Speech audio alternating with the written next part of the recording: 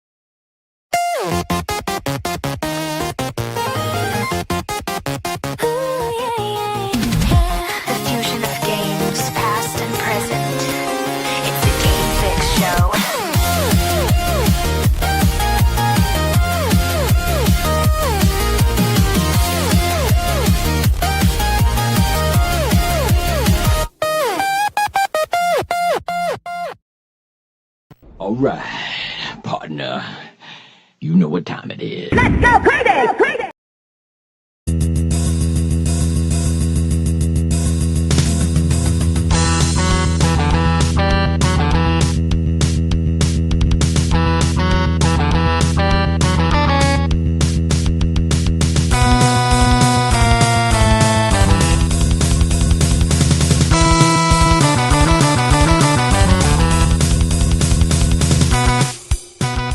Hello, welcome to another edition of the Game Fix Show. I am Spanish. Salutations, I'm Lane. And that would make me Verlaine. Make sure to check out our website, gamefixshow.com, and join us live every Wednesday right here, facebook.com, youtube.com, twitch.tv. Plenty of stuff. Zoom. All right, yeah, there's some stuff we got to get to now that we're all together again. Oh my god, I'm gonna cry. What an eternity. Yeah, I almost canceled today. Anyway, all right, so just kidding. Yeah, we're gonna get to some stuff, some new controllers, new video game console skins. I don't know. Are you guys into that? No, maybe not. Not all at the same time now. All right. And then we also have some Nintendo news about Zelda. Well, about Miyamoto. We'll get to his comments and some other stuff that we need to get to. But before we do that, let's do like we normally do and talk about what we've been gaming this week. And Verlaine, you were out last week, so let's begin with you. All right, what have you been gaming this week? I keep finding myself not only going back to Invincible Versus, like whatever, that's my shit. Overwatch.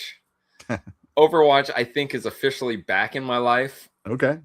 You always say that, and then you're like, I haven't played it in a week. I play I've played it probably almost every day, at least like 1 or 2 rounds. Okay.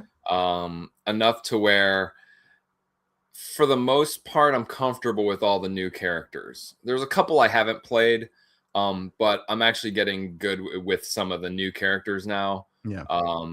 So it's cool. I mean, yeah, it's still Overwatch, and I think today I played for like, I don't know, like an hour and lost every match. But whatever, it's Overwatch. What can I say? Helldivers 2 had a major update, new enemies now. I'm sure new war bonds. I didn't really look around. I'm sure. I know I'm sure. The Warhammer one is live now. But yeah, it's still a fucking awesome game. And then The Mound, which I've talked about. I actually have video now. So this is the horror game. Mike, have you heard of it? I've heard of it, but I don't know much about it.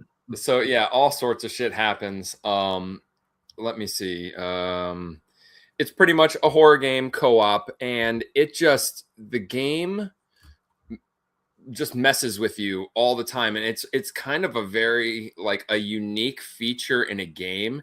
And we've also been playing it in game chat, like not in a party. Got it. Because that's kind of the point, right?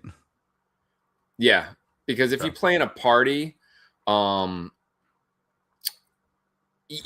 are things like you can. It's safer because like if you're in game chat, it's proximity chat. So and there's no icons. I mentioned it. There's no icons as to where you are, so you have to be in proximity because you'll start going distance and be like, hey.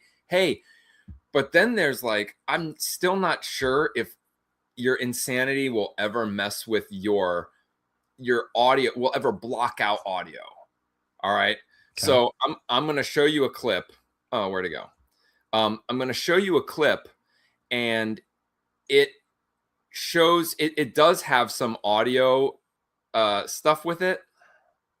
But it's not the same thing as what I'm going to explain. But here we go. I'm going to let you. This is me and Jack playing, all right? And we're just walking around, and all of a sudden, I hear the horn. Now, the horn in this game, there's 2 sounds you can make. It's a whistle, which you do if you're lost, and you try to. If you whistle, then your teammates can see where your whistle came from, and they can whistle back at you. What's up? Everything good? Mm-hmm. And they can whistle back at you. Well, and it'll show you. It'll show you. Them yours and yours them if they want to show you know what I'm saying. So that's how you can know where they are. Or you can also blow the horn, and that's how you find out where your cart is, because your cart you want to constantly be filling with stuff, because and when you're around it, I guess your sanity gets normal. Okay, all right, that makes sense. So so we're walking around, and all of a sudden I hear the horn. Someone's blowing the horn, and the only 2 people playing is me and Jack. All right. This is my view. What? I didn't. That was me saying, did you blow? Where are you? Behind you. Right here, I right? see a guy there's a guy that just called the horn. He's in front of our cart. Can't you see him? Look at the cart. No, there's nobody down there. No, there's you down there calling the cart. No. That's so crazy. You're crazy, man. I don't see nothing. So why? Dude, I'm gonna go up to him. Yeah, I was gonna say. Because he's in the way. And he just is. So and that's crazy. Yeah, and it's so weird because the cart wouldn't move anymore because the guy that I was seeing was blocking him, but Jack didn't see the guy at all, and the guy was him. It was trying to lure me away from Jack. So here's another. I have another clip. This one's really quick. It's crazy. This one is. It actually usually because like things like being in the party would stop things like if you see a bad guy and you don't see your partner, you could be like, "Hey, is that you?" But the game it gets kind of creative. Hold on, I gotta find where this is.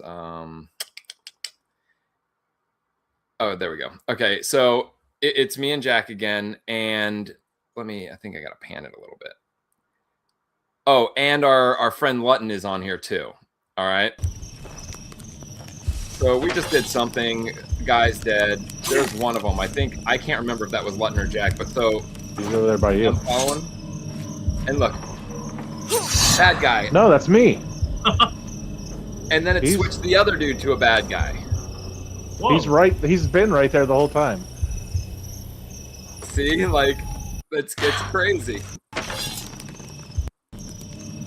Like we'll go up, He's over there by and all you. of a sudden, like, and it knew Jack was away from me, so No, that's me.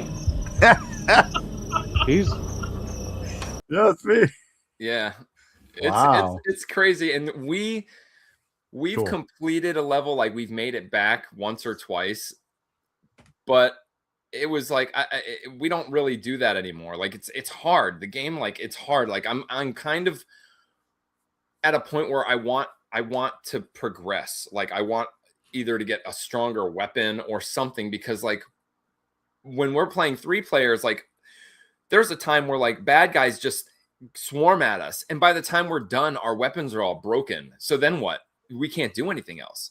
There's guns, but if it rains, we don't know how to light the fuse because they're like muskets or whatever.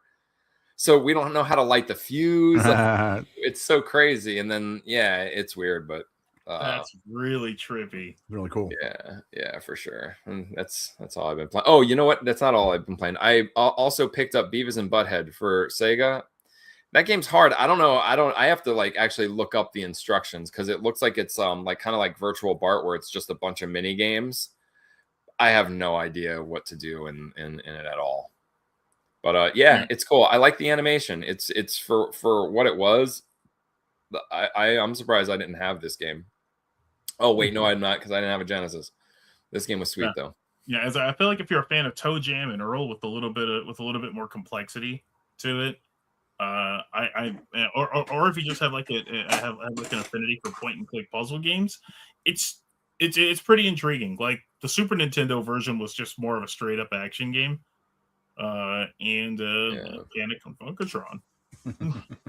Yeah, I didn't get it because like it felt like it should have been like one of those point and clicks, but then there was, I don't know.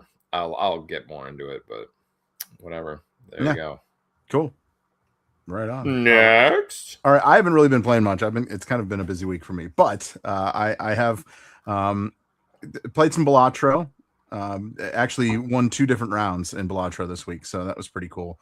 I always feel like accomplished. Like yes, fine. Like yeah, because it's not easy to do. Yeah. Because you're waiting for the right jokers and the right cards to come up and whatever it is. So yeah, so I did that. Also Ball Pit. Yeah, a lot of Ball Pit. Actually, probably mostly Ball Pit. Isn't there there's a new update? It updated a few weeks ago. Did you play today No. or yesterday? Mm-mm. Yeah, I did play yesterday. There's definitely a new, like within the past 2 days, like there's a new that's I only know because there's a new thumbnail. What do you mean thumbnail? Like the actual yeah, thumbnail yeah. on the screen. Oh, like, it okay, changed, yeah. So maybe I'm not sure, or maybe I just didn't play whatever that was. You know what I Yeah. mean? So, but I will get to it, no problem. Although it's funny you mentioned Sega. I did play some Sega this week. I was just bored one night and I was like, oh, let's see what this is all about. And I beat Lion King again. Like For you the do. billionth time. I always love going back to it and being like, "Do I still got it? Yeah, I still got it." Yeah, it's a fun game. But just like test your replay. It's the second leg of the game gets pretty tough. But I feel like if you've played it enough over the years, it gets pretty easy. I know that everybody flips out over the like memory game in like stage 3. It's not as hard as you think it is. It just takes doing it over and over again. Yeah, Like, I think that's about right. It's like for me, I just I know it's coming. It's not like it's like I know exactly where the enemies are. It's pretty simple for me, but at the same time, yeah, I can see how it'd be hard for somebody that doesn't know what's going on. yeah. It was hard for me when I first started playing it when I was a child. So, but yeah, so I'm kind of ahead of that now. Whatever. Actually, can we announce our newest contributor online? He hasn't done anything yet, though, has he yet? Not yet. Nothing yet. Okay. Yeah, Chris. He's actually he's been a viewer of ours. I actually graduated with him. He's a good pal of mine, and he just actually said that he played Gears E-Day beta. So. Oh yeah, that was out. He's a big Gears guy, man. So I understand that. Gears. You do what you got to do. So, but yeah, welcome, Chris. He's going to start posting some stuff. He's mostly into like a lot of retro. He's what do you call it? A hunter, achievement hunter, a treasure hunter, if you will, for Xbox. So, yeah, he knows his way around some video games for sure. So, hopefully, if you welcome him in. That's what we do. So, so that's about it. I haven't really been playing a whole lot, but yeah, whatever. Played some Monopoly Go on my cell phone, but who cares about that? So that's also a time eater. Like, it really is, especially if you're taking a shit. All right, so I think that's the best part about it. So, all right, Mike, why don't you go next? What have you been playing, bro? All right, playing a lot of Genshin Impact. There's been a recent update. I might have talked about it a couple weeks ago, but the game is now leading into its new region, maybe the penultimate story point of the game, as we enter Snezhnaya, and pretty early in the story right now. But as far as like landscapes go, I love it. It's a region that's kind of very inspired by like northeastern Russia, so it looks pretty cool. And generally with the new regions of these games, they try to welcome in a new mechanic to kind of freshen things up. The game's been going for more than 6 years now, so how do you keep things unique? Because when we entered Fontaine, they introduced actual swimming, like you could dive underwater.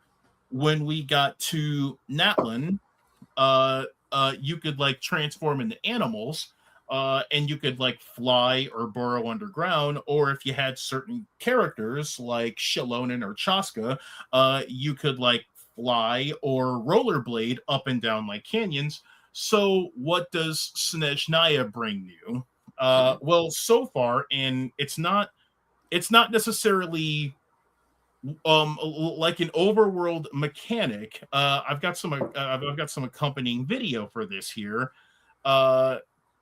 Is they added gunplay to the game. So if you're playing as Aether or Lumine, you will have story points where they give you assault rifles, and you're battling like ghosts, and of course you are. And the gameplay actually feels pretty good. It feels a little bit like Fortnite. So it kind of turns into this like little mini third-person shooter game, where at least for this endeavor, I'm like running through what kind of feels a little bit like a nightmare train. So you get warped into this area, and the only way you can defeat them is with these exclusive weapons, which is why the other characters aren't with me. So you use ice to like manifest a bunch of like structures for you, and you get armed with like grenades and stuff. I almost fell off the edge there. There you go. And yeah, like as I mentioned, Fortnite, it feels very much like Fortnite or like Gears of War. I was actually surprised that there wasn't a lot of RNG in the shooting, but I ended up earning like a grenade launcher And there's a couple of like magic based hand grenades that I could throw to eliminate bad guys. And it's interesting that they would include this in the game, because this kind of goes in conjunction with the kind of secondary game that Genshin introduced called Miliastra. And I've talked about Miliastra before. It's essentially like they're like Roblox land, where like indie creators can kind of make their own games, and it's a little bit more of a social hub. So Hoyoverse has been trying to experiment with ways to include multiplayer or like PvE or like PvP. And I feel like that this is one of those things that could like lead into it, because at this point in the game's lifespan, the audience may be aging out a little bit, and they're trying to welcome in a new generation of gamers. What's big? Fortnite. What's big? Co-op shooters. So trying to get that audience, it's a pretty interesting idea. Yeah. And I kind of like the way this handles. But I'm glad that this isn't like a permanent fixture of the game, because it feels so weird. But they did a pretty good job of kind of taking their like game engine to like accommodate this. And it's something that they've experimented with a couple of years, because there's a couple of characters in the roster that are armed with guns. But you can only like aim them as like a part of their skill. So I'm kind of okay with this for the time being. I don't know how much further I'd like for them to go with it. But it's pretty neat. So along with the video game, I also play Genshin Terra, which is an indie tabletop game that my wife and her sister, we play regularly when we're together. It's kind of become a game that we'll bust out every week. And I never really had much of a chance to show what a few of the cards look like. I meant to get a few more out of here, but I don't know how clear that shows up on it. But these are like some of the tarot cards that come with it. Is Alhaitham. It was one of the first characters. I apologize for the glare there. They're very glossy. Yeah. Yeah, well, really. they have card sleeves over them, so that sleeve. we don't like bend them up. It's one of the best ways to like preserve your tabletop games. And a new addition, we just got a new expansion that we'd like ordered, oh boy, months back. But everything with the tariffs made things difficult with shipping them over, so it ended up getting delayed for a while, and we finally got a chance to play it. It incorporates a bunch of new characters, and a couple of new like quality of life changes that like affects the way the game's played. And it's a pretty good way to keep it freshened. It means that we now have like somewhere between like 25 to 30 new characters that we can experiment with. But because it's a really fun a team battler, it makes it into our rotation quite regularly. Back on the video game side, I also played I also gave Buckshot Roulette another chance. I'm so terrible at this game. Well, although I did finally like get a couple of abilities to like enhance it, but to like try, but to be good at it, it feels nearly impossible. It really is random as all hell. But if there is any trick that I did manage to exploit is, I forgot what it's called, but there's this thing where like you put another blank in it, and I think you get an option to hand it to the other guy. So I think he like fired it off twice, and it would always get him. The problem is that it's really hard to milk because he then played something that flipped it back on me. So that didn't quite work out too well. But yeah, it's interesting. But it's I think I talked about it last week. It's still hard to beat Balatro. I just still feel like Balatro is kind of the king of these. I told like I said, I had like I won 2 rounds this week, and I was like that's amazing. I don't think I've ever done that the entire time I've had the game. Yeah, and like I just still need to get back in. I need to get back into Balatro. I was doing okay, but I then sort of stopped playing it for a little bit. But it's easy to jump back into. I think I just recently earned a yellow deck, which I have not had a chance to really experiment with. It's okay. Cool. So outside of that, a little more Inazuma 11. I'm pushing the story mode a little further, and I haven't tried an online match yet. I do want to give that one a shot. Just mostly to kind of get the crap kicked out of me because I know I'm going to do terrible in it. But they did reset a season, so I plan on giving that a shot. And beyond that, a little bit of Splatoon. Splatoon's an easy game that I just turned on to do a couple of turf war matches. They did have an update where now, and I actually like this because it's one of those facets that makes broader use of the Nintendo Switch app.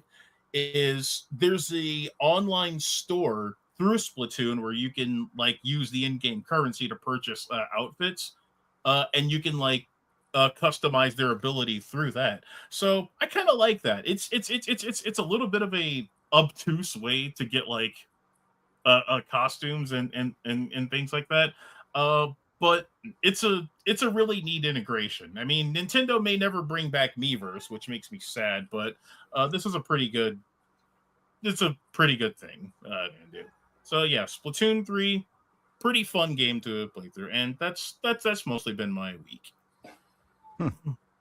Oh, that's cool.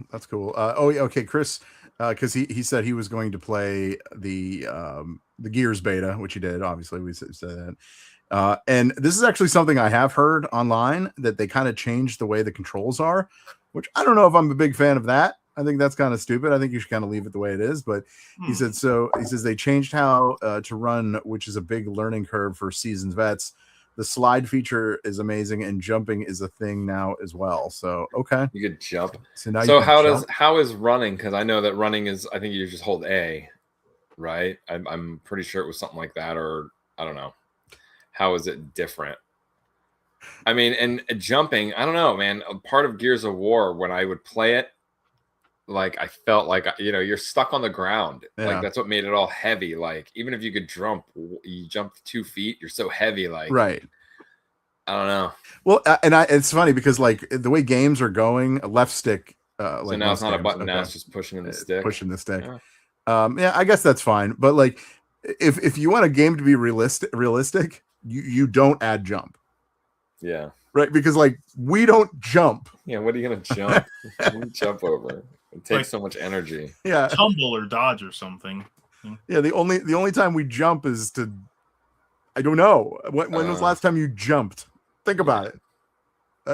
That's if there's anything that I've always kind of like doing in a lot of games, because like Skyrim, you can jump in Skyrim, but the jump always looks really stupid. Like it looks like the people that like animate the jumps in games like Dragon Age, Skyrim, and Mass Effect. It's like they've never seen a human being jump before.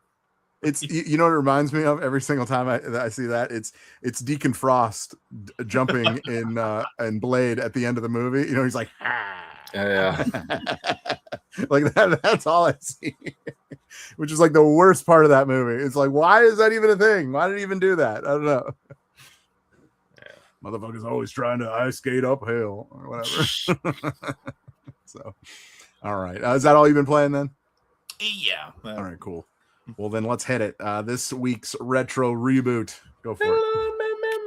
This week's retro reboot, which you can read at GameFixShow.com. I regularly post them on Tuesdays. And this week I go back to 2014, so a little more recent. But it's a game that feels pretty old school, and I review The Evil Within. Developed by Tango Gameworks and published by Bethesda Software before the purchase. This was Shinji Mikami's return to survival horror. As you know him, he's the creator of Resident Evil, or at least one of the big inspirations behind it.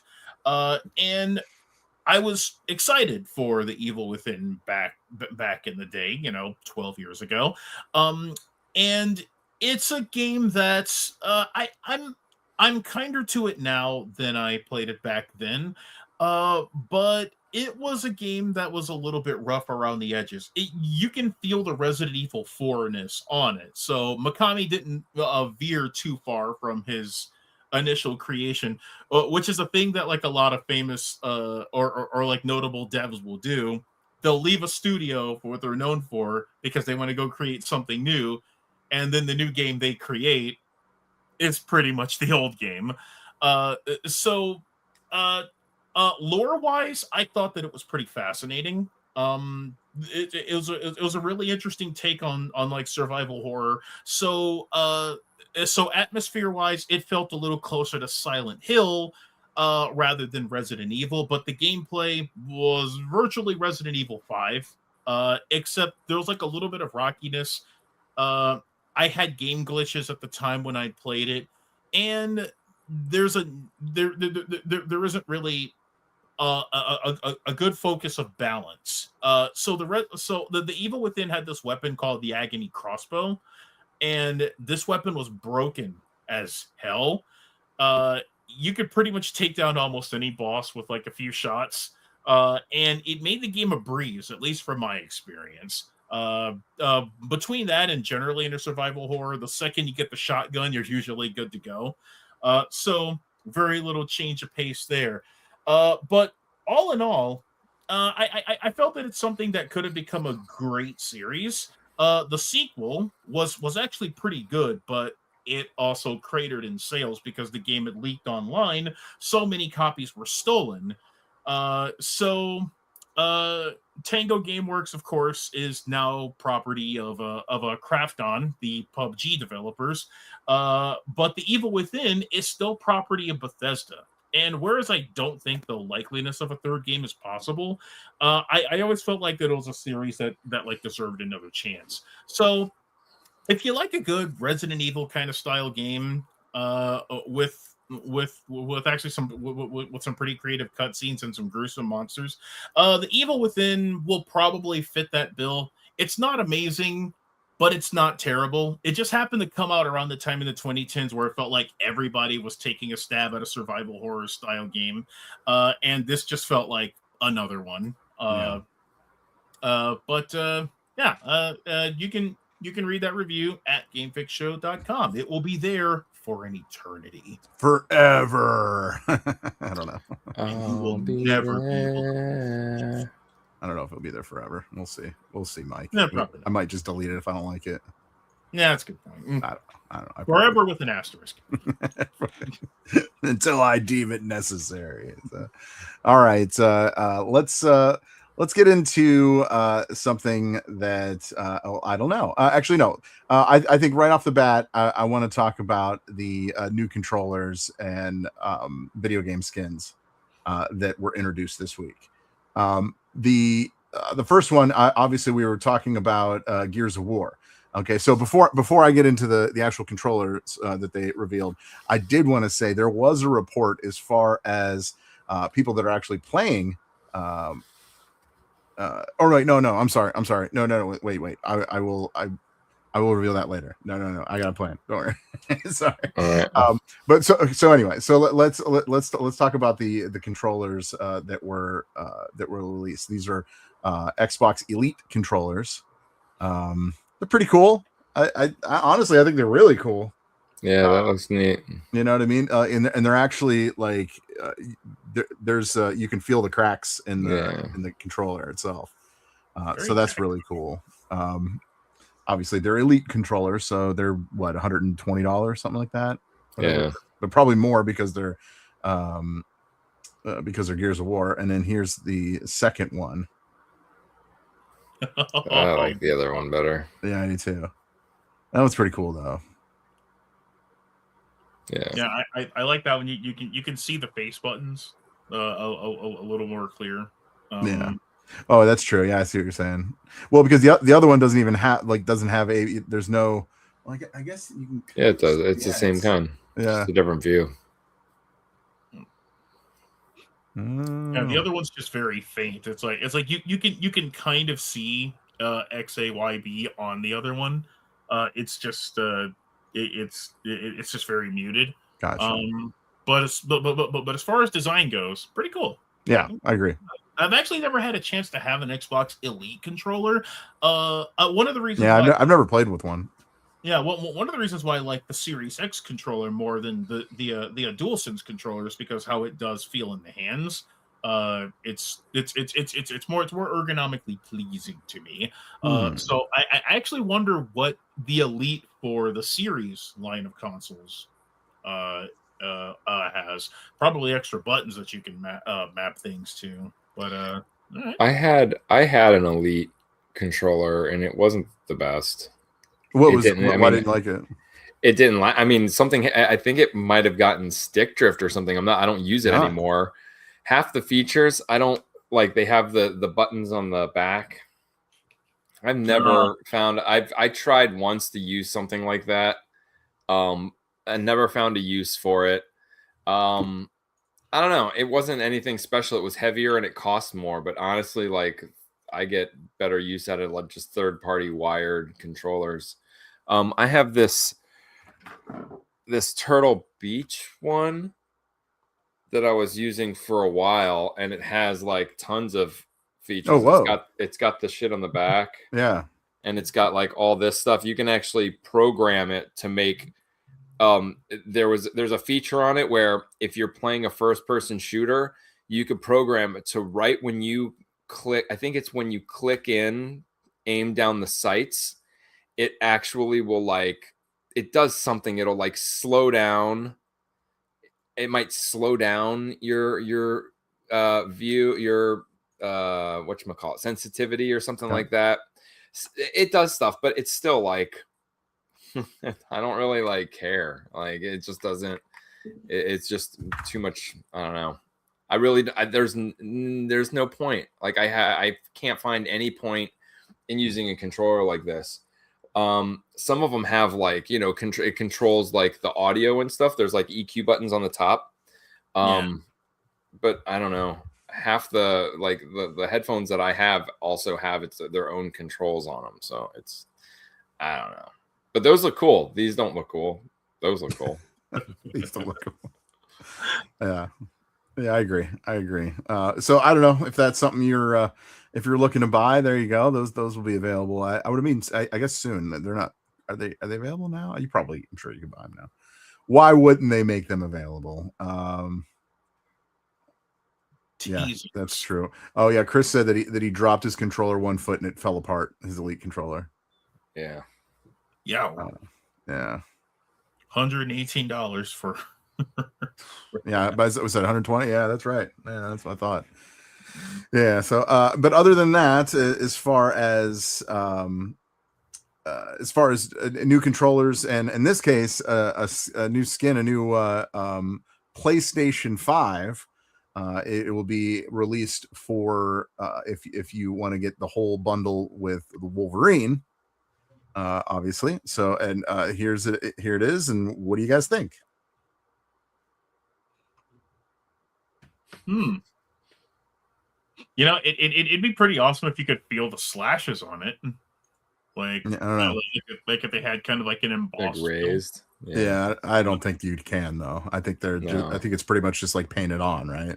Yeah, for sure. Are they cool? You guys like them? What do you think? I'm not really a fan. It's controller's kind of cool. I don't know if I care about the faceplate. I keep like when I see that slashes, I don't think Wolverine. I think like Mad Cat's controller or something. Like it doesn't look like Wolverine controller to me. It's not the first thing that comes to mind. And yellow, wow, like way too yellow for a console. For the console, yeah, like that's crazy. Like I don't know. I appreciate what they've done. All right, fair enough. I appreciate what they've done. And Logan's face, it looks like he's laughing there more than he's like screaming. So, if you're a Steelers fan, if you're a Pittsburgh fan, I guess you'd like it, right? Iowa Hawkeyes or something. Something like that. That's about it. Yeah, I don't think I'll be getting that. I don't know. Like I said, the controller is okay, but other than that, but I don't really go for stuff like this. I don't really care because I'm not looking at it while I'm gaming. Yeah. You know what I mean? Like, the last console that I bought for like color customization or just to have color variety on my shelf is my red Nintendo Wii, just because the red stands out, and it's a very Nintendo Wii thing to do. Is like they'll make color variants. So I've got a red Nintendo Wii. I have a translucent green Nintendo 64. It identifies as green. Exactly. It's progressive. It's progressive. Yeah, that's good. I have a Gears of War Xbox 360. Do you really? Yeah. Okay. How much are those going for? I don't know. I bought it as a bundle because I wanted the Guitar Hero guitar that came with it, which actually that plus, yeah, it was like, I don't know. I think I bought it for $220 with everything. It's the only thing I've ever had, like the only console, like one of those I've ever seen. But the good thing about it is like, and a lot of the good consoles that are specialty do this, but when you push the power button, it makes a different sound. It makes a Gears of War theme sound, maybe the powering or starting up of their gun or something. Okay. And when you push the eject button, same thing. It's a sound from the game. It's not the typical Xbox sounds. And that's it. And then the controllers look sweet and they're all red but they're not embossed or anything. They're still cool. Okay. All right. I'm trying to look it up here. It's like maroon. It's got the black skull. You know something that I've never actually seen make the rounds? I think it was when the PS4 launched, it came with that Spider-Man edition. That was like the red and blue. It's about $200. There you go. That's actually that's not too bad at all, actually. Yeah. That's kind of cool. Now Verlaine's like, Oh, I'm gonna sell it. I bought it for the games and the guitar that came with it. It's one of the V-necks, which is like, I don't know, 80 to 100. Yeah. But yeah. Let's get that on the table there, Verlaine. Let's do that. Let's get that out of here. Someone's gonna buy that for sure. So so there's that. There is a, let's move on. Let's go to so this is interesting. The Halo campaign evolved. Okay. Obviously it's the remake, I don't even know what you want to call it. Remaster. Is it remaster? I don't know, whatever you want to call it. They estimated nearly a 50-50 split between Xbox and PS5 buyers. I mean, say what you want, that actually says a lot to me. Because obviously when it comes to Halo, it's mostly Microsoft, mostly Xbox players. That's what they're used to. I was expecting, maybe I'm alone here, but I was expecting the PS5 crowd to be even more, because they never, if you're always been PlayStation, you've never got a chance to play the game. Now that you finally get a chance to play the game, I don't think it's as high as I thought. I don't know. Are you guys on the same page as I am with that? I didn't know. I think it's higher than I thought. I thought it would be lower PlayStation. Really? I don't know, maybe just because there's just more, like all of them seem to do lower.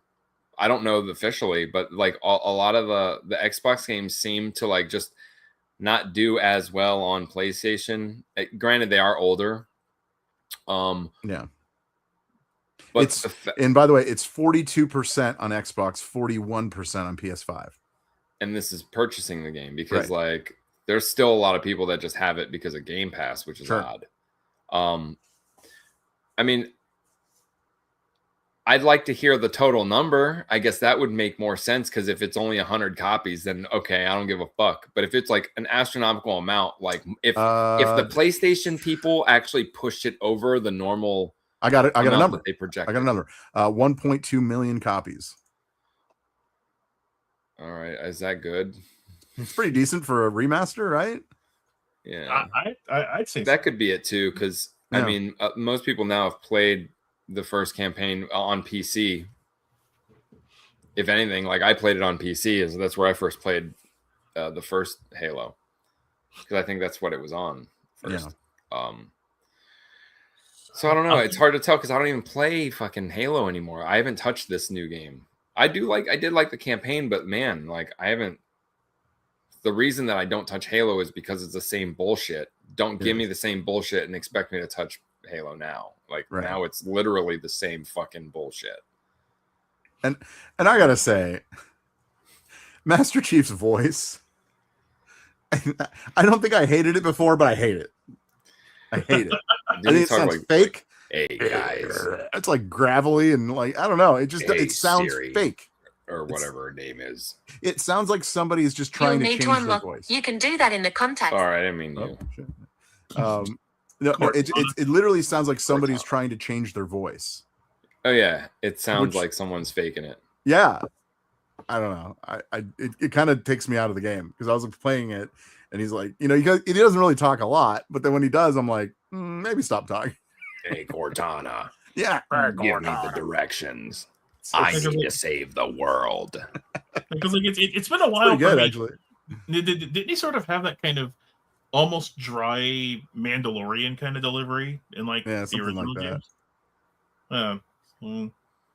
It's like I guess they wanted to try to make him sound more badass, but I think when you go too gravelly, it starts to become cartoony. I agree. Because like I think, but honestly, I think that's what it is now.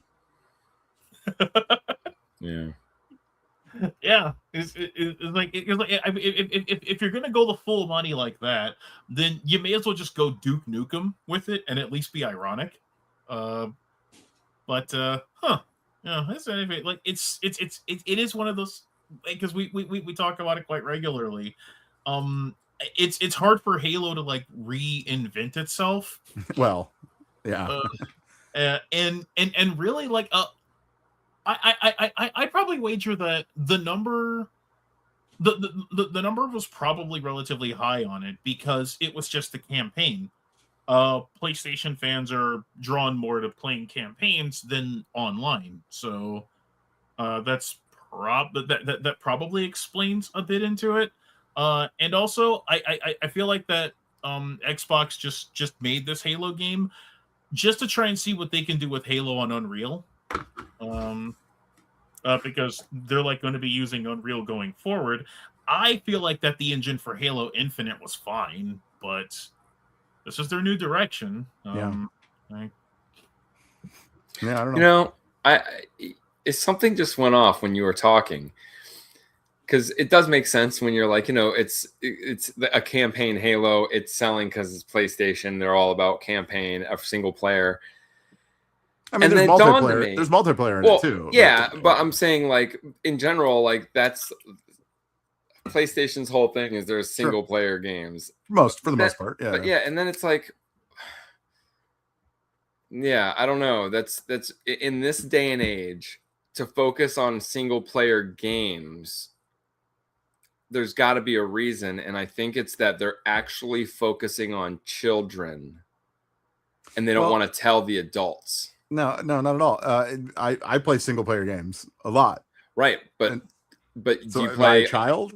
No, I'm not saying you're a child, but in this day and age, everything since just because you don't play single player games doesn't mean millions of people out there play them. That's not what I'm saying. Okay, what I'm saying is up to even Xbox 360. When games were still single player games like Batman and Tomb Raider and Uncharted, they were forcing multiplayer in it because the entire gaming world was into multiplayer. So they were putting multiplayer in every game, whether it was for replay value or not. They didn't even support the multiplayer that they added because that's what people wanted. That's why arcades don't exist, because now you can just talk to people and play online and all this shit. It wasn't because people were like, fuck it, I want to play by myself. Right. So they go hand in hand. I'm just saying, like, it doesn't make sense to tell us hey, we have a 2-year plan for live service games, which is 100% online gaming. But then on the other hand, be like, we are all about the single player campaign experience on, it just, they're being contradictive. But then when it comes to the single player thing, the only way they could be like hitting that hard would be to get to the age where kids cannot go online. Because you know what I'm saying? Like, I'm not saying that makes sense. It's just, but then as I was talking, they are very contradictive because they're saying, this, that, getting rid of physical media, but still wanting the campaign single player. I don't know. Even though they're two different things, I think they go together. Yeah. But whatever. I digress. No. That's interesting. Yeah. I see what you're saying. Actually, moving on from Halo, but you did mention as far as like things being digital and all that. Mike, you wrote up an article about the Rockstar CEO. Talking about Grand Theft Auto 6 and it being a digital only game. And his comment was, it's over 90% digital, so he has no worries. Yeah. Like the game itself. So, which tells me again, which I've been trying to say on this show for a while, that when it comes to whatever is on the disc, there's no game on the disc. It never has been. It's been like that forever, and yeah. I would say it's been like that since the 360, the PS3, right? Yeah. Like that era. Anything before, yeah, of course, it's on the disc because nothing was online. That makes sense. But now they got away from that. Once you're able to download it digitally, that's when it became. That's how it became when it became like just a license key, right? Right. And it's been like that for years. And people are like up in arms that like, what are we going to do? Well, we've been doing this for years and it's been okay. So, but Mike, take us through this. There's more to this than meets the eye. What all did he say other than just he's not worried about it? So, he goes into because the interviewer pushed back when they were talking when he was talking to the game business about isn't retail a big part of the game industry, like i.e. big box stores or GameStop, and it said, well, that's why the physical version is going to be sold. It's just going to be sold with like a steel box with the code inside of it, essentially saying that we can put a steel case with a code inside of it and people will buy it anyway. And other facets of that interview includes him talking about how like Netflix delving more into video games is just going to make video games streaming compliant. So he's not fearing the blowback. Sony isn't, which is why last week a story we talked about, they're printing that they're just going to place the stickers on newer release PlayStations that by a 2028 we're just going to go all digital. Like so he pretty much said that like when you play online, you're going to have to like register online to play, i.e. a online profile like Capcom ID, Uplay back in the day if you were playing Ubisoft games, and of course your Blizzard account if you want to play Overwatch. Like I don't think you can just jump in and play Overwatch. Mm-hmm. You need to register a Blizzard account. So that's like already kind of a form of two-step verification. You'll need the game and then you'll need the account. And what they say, as far as you mentioned Overwatch, the reason why you log into it's a battle.net or whatever it's called now. it's pretty much that's what it is. But you'd be able to play the same game on the PC, on the Xbox, on the PlayStation 5. Like that's kind of the whole point. But yeah, and anyway, go ahead. So so it's and like fans have taken with like a bit of bravado, and I mean I think the guy's a little bit of a smug prick, but he's not wrong when you look at the sales figures. Like GTA 6 is already set to make $13 billion off of pre-orders alone, so the boycotts aren't really going to work. the digital age is pretty much already here, which is another thing that he almost says verbatim. And I guess the question is how much will the fans do their research into what they take? And of course, the fear is always as a result of games ownership, which on console, I do understand that, because on console, your game can be shut down and that would be it.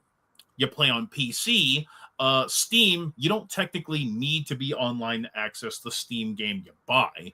You boot it up, you give your PC But you still need to originally download it on your computer, though. That's the whole deal. Yeah. And like that game file is yours once the license is like verified. Even on GOG, you can actually download your games onto a physical disc if you wanted to. So that's why I feel like with PC there's like more options there. I think what fears people the most playing on console is once that console server is shut down or that game's servers go down, that's it for the game. But I still believe that the fan base really has to like put their money where their mouth is. So if you're saying this means that there should be no sales for a PlayStation 6. Mm-hmm. If people are that hard on it. I don't think they will, though. And Of course not. yeah. And I feel like it could be a chance for the fans to galvanize themselves, but game distributors, publishers, and developers know they've got gamers by the short and curlies there, because people are going to want their games. And the threat of the games going away if you don't buy them is not something that I think that people can like. I don't think there will be this like gaming strike against PlayStation, especially if they want to play GTA 6. Because you're going to wager we need to stand against this game because they're all in it for digital. I mean, they're not the only person that said it. That said things like that. David Jaffe, former God of War guy, like he's said things like that too. So, like it's you're going. I can't even say dragged into the future, kicking and screaming, because it's dragged into the now. People are just now waking up to realize it. And I still don't know how that's a surprise to people when we saw Xbox and PlayStation release this console generation digital versions, and people probably thought no one's buying that. But I would actually wager, if looking at the sales numbers between digital PS5s and Xbox Series S's, is they're probably higher than I think people are giving them credit for. Yeah, you might be right. Okay. Well, if you guys want to, Verlaine, do you have a comment on that at all? You don't. I mean, yeah. I mean, yeah. I guess it's.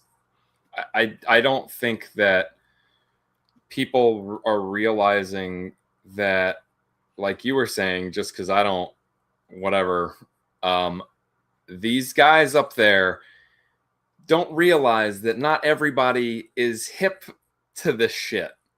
Not everyone buying video games, which are mostly parents that don't play video games, are aware of what's going on, and they're not paying attention to the fact that they're always online, because they don't give a shit. They buy a game, they want the game, they have the game, boom. That they've been able to do that while this digital age has been around up until now. You go into like Target, Walmart, and no one has Xbox games. That you will find 5 Xbox games. That's it. I know. Now the people are starting to realize that this is going on. Not everybody in the world thinks of a game as just playing a game, or when they buy a game, it's like, oh, a steelbook will suffice. Not everybody likes that. Some people buy things for a reason. They don't like digital. They know it exists. They know what the fuck's going on. They don't want it. And it's going to be kind of a surprise, I think, to see actually how many people aren't on board to go full digital. Because they've have consoles that are full digital, and people still aren't just buying those. If they're buying those, there's one reason. They're fucking cheaper. That's why people are buying them. They're not buying them because they're like, fuck physical media. They're buying them because it's cheaper and because they are still like, physical media still exists. I'm just buying a digital thing. So if I really like it, I could buy a physical and not play it. Nobody buying a digital console is saying, phew, thank God. Now I don't have to worry about physical media anymore. No one is saying that. And people like this guy, they are out of touch because, they can easily sway the entire world into the whole digital only. But he's out of touch because collectors and people that like video games and people that are into true gamers kind of do more than just play the newest fucking video game. So there's more to it. So go ahead and try to release just a steelbook. You know what? People are going to buy your fucking game, but you never know like exactly who's buying it and how many people decided not to. It could be a fucking flop. We've heard this shit tons of times through life. Odds are it won't be. But what I'm more interested in is the comment about Netflix. I don't understand that. What was he trying to say? Video games on Netflix is what? Prepping for streamed media? Yeah, he wants gaming. He sees a future where like video games will be like Netflix accessible, i.e., you can't own them, and you go to the distributor or outlet, and you just play them from there via a subscription. So it's fucking Game Pass. So he's telling us that the future is going to be like Game Pass, but it's that kind of shit. That kind of shit. What the fuck is he talking about? He might know how to make a video game and what happened to the past games that he's made, but what the fuck is that? Yeah. Adding video games to Netflix. Yeah. Have you ever played any of the video games on Netflix, sir? You never have. Have you ever played Game Pass? Probably has no idea. He might not even be a fucking gamer, this guy talking. He just wrote the game, like, do this, which is fine, which is awesome. I mean, great. But yeah, I don't know. I think it's going to be a wake-up call because, they said in the beginning, oh, it's going to be always on, and people complained, oh, it's not, just kidding. But they were. PlayStation flat out said they weren't going to, and they fucking lied to everybody. They're always on. In fact, PlayStation, when there's no PlayStation Network, you're not going to be able to play any fucking game at all unless you physically own it. Xbox's network goes down. You can play every game you own. You just can't go online with it. Right. Yeah. It's like that kind of shit. Like, I don't know. I don't know if that's 100% true, but it is. It used to be true. The Xbox part or the PlayStation? No, the Xbox part. Oh, absolutely. Absolutely. I fucking 100%. If there was no Xbox Live, because that's what goes down, Xbox Live, you can play every fucking game you own. You just can't play it online. You can't stream. You can't play it online. PlayStation will lock your games when the thing's down. All your digital games. Physical games, I think you might be able to still play. Okay. But I don't know. I'd like to look into that. Like we already know what's going on, and I don't think we know what the result will be if they actually did pull the trigger and say no more physical media. Yeah. Because guess what? Who's gonna buy little 10-year-old Jimothy his fucking PlayStation 7 game for his 10th birthday? The raccoon? Yeah, the raccoon, Jimothy. Who's going to buy that game for him? Or when he asks his parents, like, hey, I want a video game. Can you buy it for me? Sorry, I can't because it's digital and only your parents can do that. So grandma's got to get you something other than what you want. No one's going to be able to buy you gifts because how are you going to do that? How are people that aren't hip to this going to buy gamers gaming stuff if it's all digital? Yeah. Because I'll tell you right now, like, no one's going to be able to buy me video games because I have digital access. Once it launches, I buy it myself. Right. Like, I don't need it. Good luck. Right. Well, give me a gift card.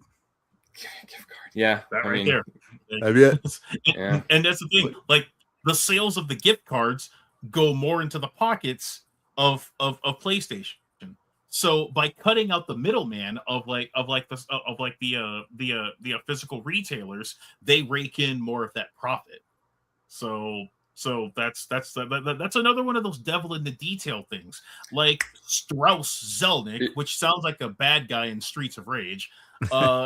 He says, "Oh well, it's all digital," but what they leave out is why it became like 90% digital. It became 90% digital because Sony a couple of years back stopped printing like blank DVD and Blu-ray discs. It stopped going digital because I think a little birdie in the industry told Walmart and Target and Meijer to stop selling, or that like we're going to cut down your physical game sales. So it's not just like 100% the fan base just stopped going to places to buy games. They stopped finding places to find games. Kind of like the same way how you used to go to a department store to find clothes. You can't go to like a Macy's and find the kind of clothes that you want. So what do? You go to Macy's online store or you go to Amazon. That's what's happened with video games. They cut out the other avenues and they've irrigated the pipeline to their to the digital retailers. So kind of like the same way where you shutter the doors on like a mouse in a maze, they did this with like the fan base by like cutting off other means of getting the games just so that they can rake more profits, while at the same time they're jacking up the prices of consoles. They're jacking up the prices for games. Since GTA 6 was formally announced, how many industry insiders, heads, and publications have talked about Grand Theft Auto 6 needs to be $100 retail because it would help all games. It would raise the price for all games and would make things better. Then $50 games will be $60 and $40 games will be $50. So that right there is the little bee in the bonnet that always kind of gets me. The mainstream industry is just trying to like inflate their own costs for pretty much the same product, and they're using Grand Theft Auto 6 as like a canary in the coal mine for this. So it's like how many cliches can Mike come up with in one show? Oh, how many hours do we have? I don't know. Usually 90 minutes. It's usually it's because like I've always been half and half with like a digital future, and like I do play a lot of digital games. I just don't like the way that it was kind of like forced onto the populace this way. Yeah. That's the part that I don't like. And that's why I have no interest in a PS6 or a Xbox double helix or whatever it's going to be called. I'm just going to buy an Evercade, and that'll probably be it for me. Okay. Nothing wrong with that. I'm not arguing that. That's for sure. So, all right. Real quick, I think we can move on, right? Are we good? We're good. Yeah. What are you doing over there? I was looking at prices for games from back in the day. World Heroes on Super Nintendo came out at $74.99. This is what I've been trying to tell people. Yeah, games, they have not increased or decreased in price ever. They were higher back then. Yeah, I paid like $80 for Mortal Kombat 2 on Super Nintendo. Sure. Yeah, this is what I've been trying to tell people, but they don't believe me, and it's like, Turbo KB Toys, $70. Yeah. When it comes down to it, we're kind of spoiled, and we've been spoiled for a while. Because even the cost of living has gone up. The cost of video games hasn't. Yep. Yeah. But people will find anything to complain. That's what they do. All right. Real quick. Mike brought this to our attention, which is pretty eye-opening. But of course, Nintendo's Shigeru Miyamoto. Did I say that right? Yeah, whatever. Miyamoto, whatever. He commented on game remakes, and he said that pretty much that there's just been too many of them, even though they're remaking The Legend of Zelda: Ocarina of Time. Oh, whatever. We'll ignore that. But he also talked about the benefits. Mike, what are some of these benefits he's talking about here? The company makes money. Yeah, they sell nostalgia back to people, and they sell essentially a way to like repackage a game and pretty much indicating that it's something that they can introduce old for a new generation. Because he's like talked about it that he doesn't really play a lot of video games himself. He mostly has the consoles for when his grandkids come over, and like he'll play with them, which I think that's so cool. I think that's really cool. You've got like the Godfather of Nintendo, and he's got his kids coming over to like play. They don't know the difference though. They don't care. No, It's cool to you, but the grandkids don't give a shit. No, most likely not. It's just kind of like let's go visit our crazy grandpa, and he's just sitting there with his Wii controller. Yeah. Yeah, there's it's something that I've always thought that the generation with remakes and like going back more with his comment is remakes have been like a pretty big success for like a handful of games in like the last generation and a half. And it's something that kind of like paraphrasing his words, it could like reignite interest in a franchise. Like Star Fox. They recently remade Star Fox. And hoping that it's something that could channel new interest into the series, maybe even a sequel. I don't know how that's going to work because Star Fox 64 has been remade like 4 or 5 times now. And also kind of akin with that news, when they released their sales reports, Star Fox was not among the games listed, which is an indicator that it did not hit the 1 million units sold benchmark yet. So I would kind of like to see what like the budget for the game was. Like I don't think the budget was extremely high because they released it as a $50 game, which by today's standard is like a budget game. Sure. Yeah. But the idea of using remakes to like interest a new generation, probably, and it's also kind of like, well, we have no ideas for the time being, so here's something that will tide people over. Like, he's hinted at a Super Metroid remake, which I'm all for. Super Metroid's one of my favorite games, so if they like reimagine that, gimme that. And it's also something that like Nintendo doesn't really do all that often. I can't really think of many just like straight up remakes that like Nintendo would do. I think the only one that probably that I could probably think of, I think there was the remake of like Dr. Mario about 10-12 years ago, and that's really kind of it. I suppose you could look at Wii Punch Out as like a remake of the first Punch Out game, but beyond that, they don't really delve into this. But this also goes as to how the leadership change in like Nintendo has shifted. Is they've got a lot of legacy IPs, but they now also have a fan base that, for the most part, is like grown up with Nintendo. Like you've got like near 50 years in gaming.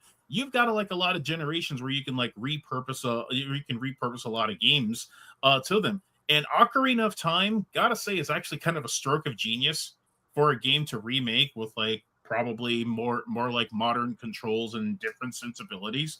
Like, you can flesh out a Hyrule map with the things that they've learned from Tears of the Kingdom and Breath of the Wild, and you can get people who said that, yeah, when I was in college, I played this on the N64, and now you get to play it, child. And yeah, it's more or less, yeah.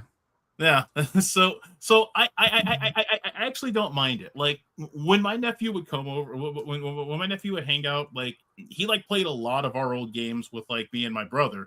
But there are some games that were just way too old to like really grasp because like the mechanics are archaic by like his standards. Like, he plays something that's like smooth and responsive, and then he picks up a controller and he tries to play something like Evander Holyfield's boxing on the Sega Genesis, and it's nearly impossible for him. So I think that the idea of kind of like reinventing those games isn't all in all just a cash grab. It could be a chance to approach new ways with old games.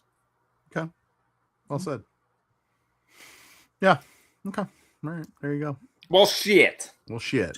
Let's make those remakes, right? Let's go. Remake away. Remake away. All right. I got some little things real quick. Hogwarts Legacy 2 is officially in the works. Warner Brothers has confirmed. So there you go. Boom. Yay.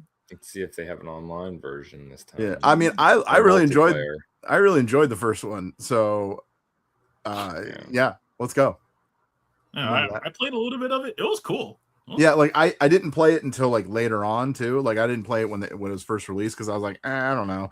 And then I think it became a free game. I think it was it Xbox they played on? Whatever. PlayStation, I think. It was PlayStation. Okay, and I really enjoyed it. I was like, wow, okay, yeah, I can see this. This is really good. This is fun. So, like the spells were cool, and there was so many different spells you could do. So, now that you come out with the second one, let's go. Let's do this. I'm in. 100%. Flying on the broomstick was like the mechanics was pretty cool. So yeah, sign me up. Another thing. So Alien Romulus. Have you guys been watching? What? That's Alien Earth. Or Alien Earth. Have you guys been watching Alien Earth? I watched Alien Earth. Yeah, of course I did. It was okay. Okay. All right. Yeah. Okay. Well, they're saying Alien Romulus is headed to Alien Fireteam Elite 2. They're calling it a crossover, but is a crossover? It's just like a pack of skins. It's like in the same universe. Is it considered a crossover? I don't think so. I don't think that's how it's worked. But yeah, I'm pretty sure all of these have been canon. Yeah. At some point. Right. They're kind of canon. Yeah. I'm excited about the game itself, dude. Woo, this month, like a couple weeks. That's cool. Yeah, the 25th. August 25th. Sweet. Yeah. When it I'm launches. on board. Day one, Yeah. I'll be playing that shit. Are day one? Is that a day one game for you? I think For I'm sure? gonna get it. Yeah. It's on a Fuck yeah. Tuesday. We played Elite. Me and Jack played Elite all the way through the end. Okay. Yeah, I got a kind of like little side. It's really kind of a nothing burger. But speaking of Fireteam Elite, the like cloud version that was released on the Switch, on the regular Switch, it got shut down permanently. Really? Why? Wow. They like closed down the cloud on it. So now, so anyone that bought the game, they can't play it. So I didn't know they had it on the Switch, but. Yeah, because like they can only make the cloud version of it because the game was. I'd love to know how many they sold for the Switch. That's a good question. And also like if you see a game that's on sale that's cloud accessible only, don't buy it. Yeah, that's fucking bullshit, dude. I'd be pissed. They're like, okay, the game's done. So are you. Yeah. Right. Because like the second one comes out, I want to play the first one again. I kind of want to like download it, play it again a little bit. Right. Like I didn't do a lot of online play on it, but the single play, I felt it was satisfying enough. So bring it. Yeah, for sure. But all right.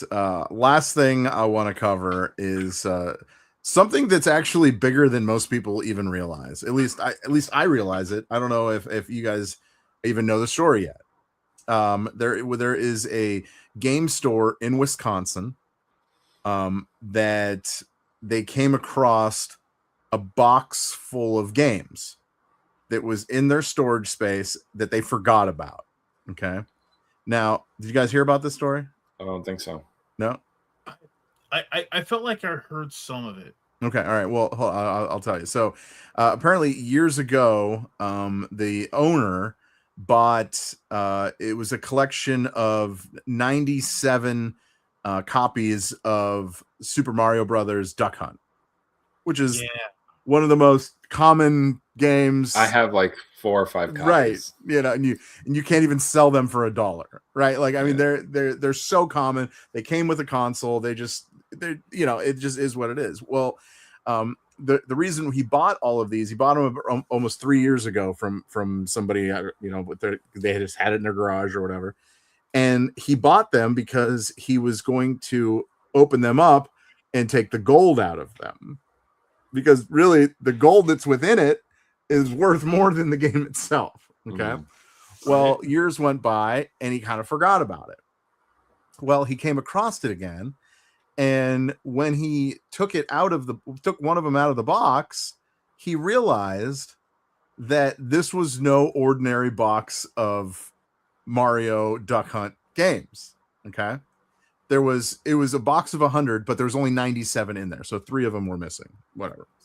Probably because they took them out to play them, right? Like that's the only thing I could think of. So he realized that every one of these games were absolutely pristine. Okay, never been played, never been taken out of the plastic. Now, keep in mind, they're just the cartridge. Okay, so I actually have a picture of the box. Did I have it yet? Oh, hold on, I didn't upload it. I will upload it here.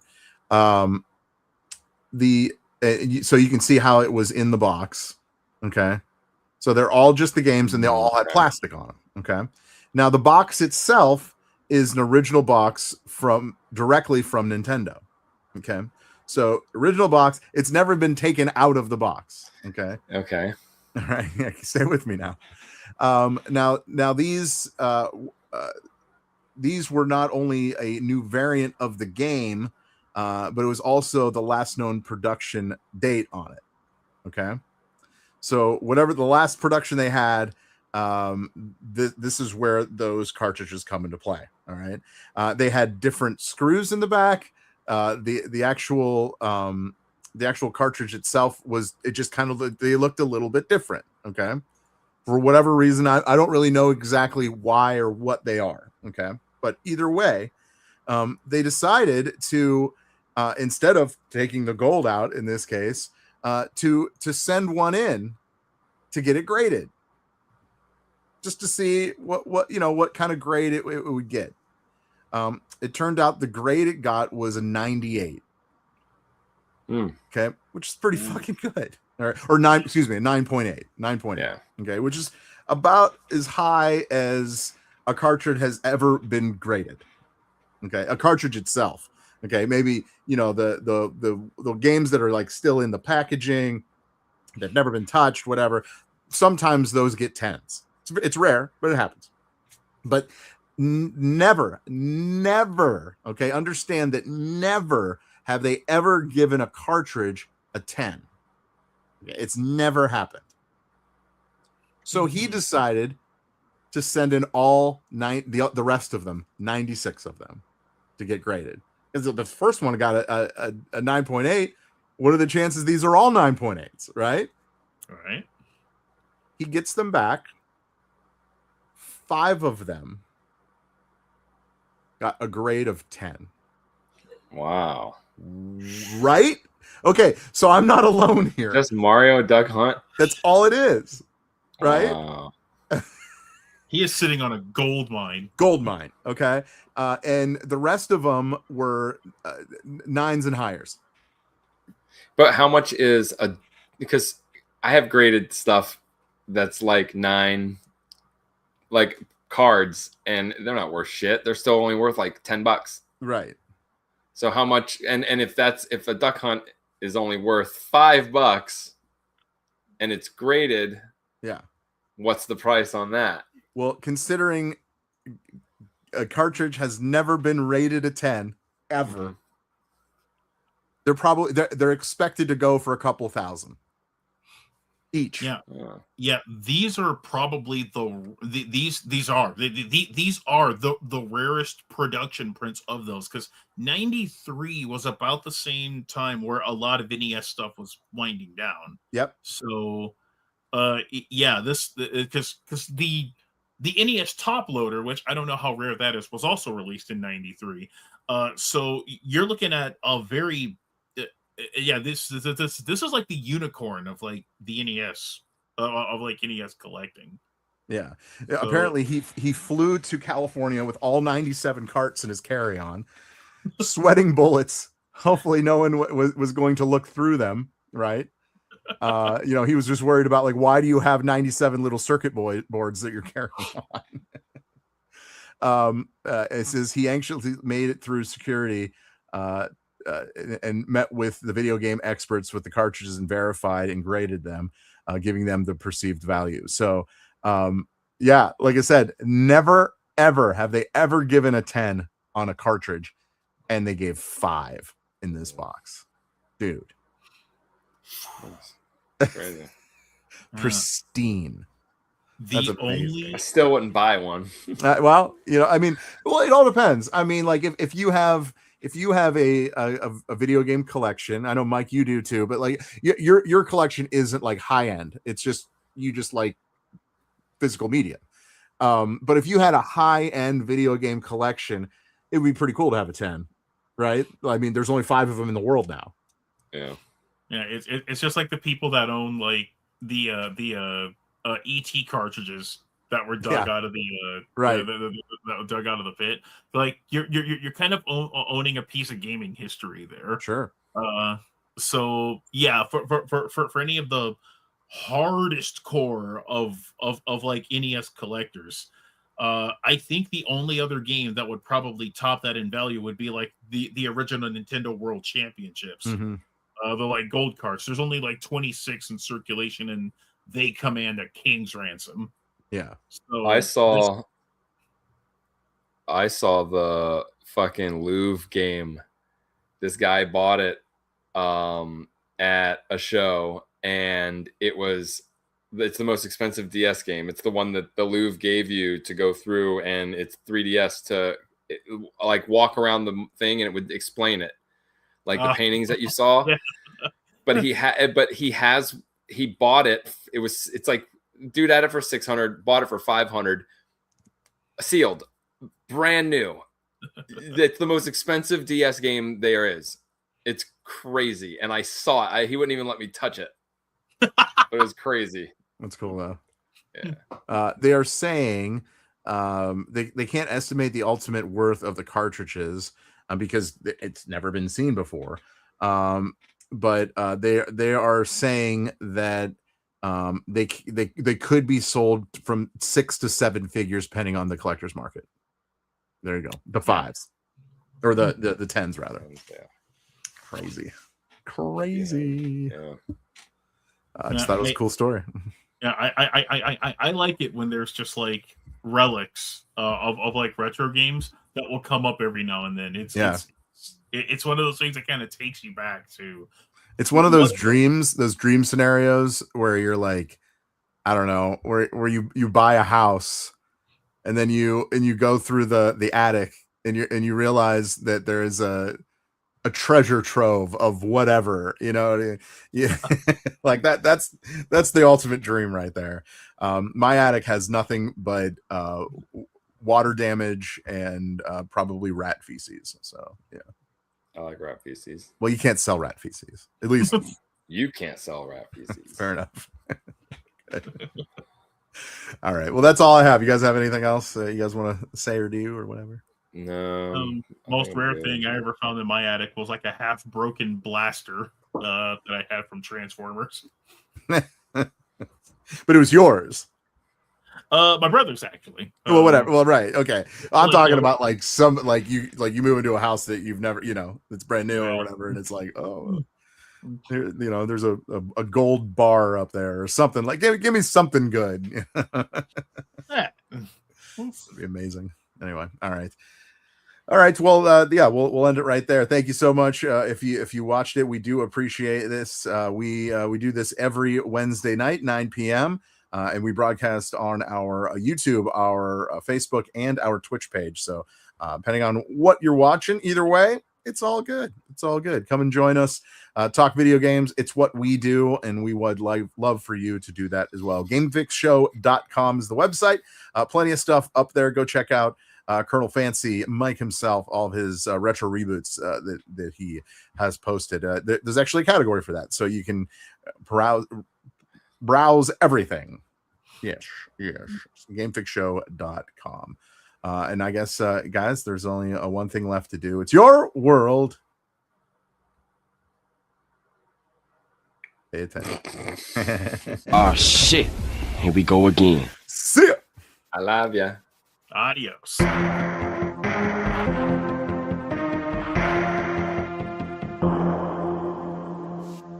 Adios, turd nuggets.